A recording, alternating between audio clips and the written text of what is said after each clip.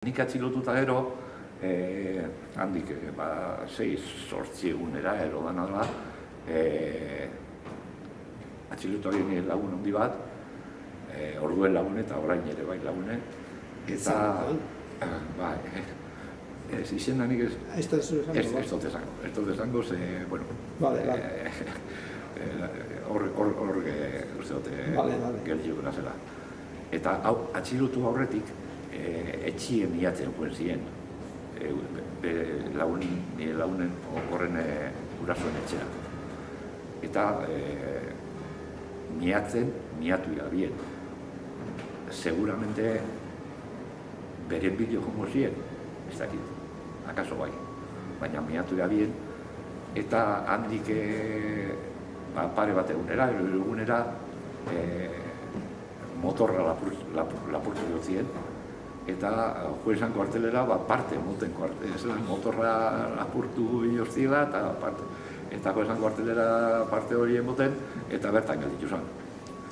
Bera atxilotu gabien, eta nik 21 egun inabezan, berak 14 ero, 15 ero, 13 erolako bat egin gogan. Eta, bueno, berak ere tratu txarra jaso gogan. Eta,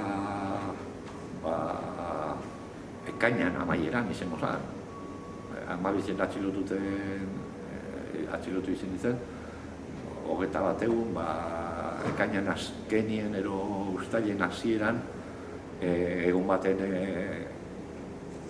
gubillo bakarrik egun ginen kuartelien orduen, nire lagunetani, eta eraman nozuen kanpora, eta furgoi zelular bat zegoen kanpoen, sartu ginen zuen furgoi zelular hortan, eta Durango rantzabatu ginen.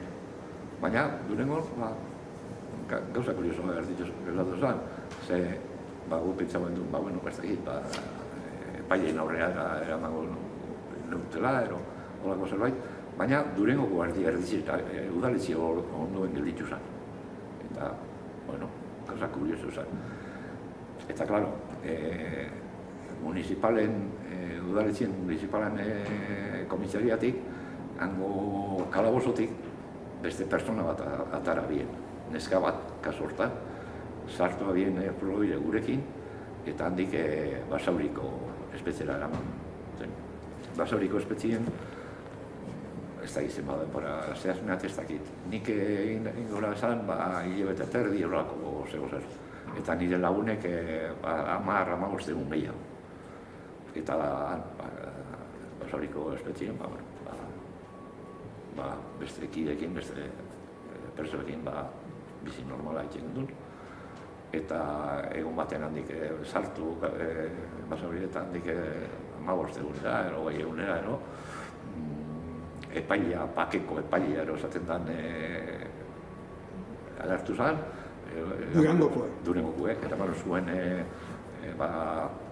gela batera, lako zerbaitera, eta deklarazioko antze bat hartu zuen, epaile horrek, eta bueltatu gendun kartzelara, eta hori, nik hilabete terdi hor bueltan ningo nahen Basaurin, eta nire lagune 10-15 gehiago. Eta gero, ezer barik, egun baten kanpora, eta barri txela. Ez epaiketarik, ez ordainik bilabete terdi egotearen. Pentsatu, Karo, sasoi hartan pozik, kalean zagozelako, baina, karo. Sasoi hartan pentsatu ere, ez ordainketa bat, ez da gizaigu kanpora eta ja deiko pozik kalien egon da. Eta, bueno, gero hortik aurrera, bizi modu normala jarraitzen.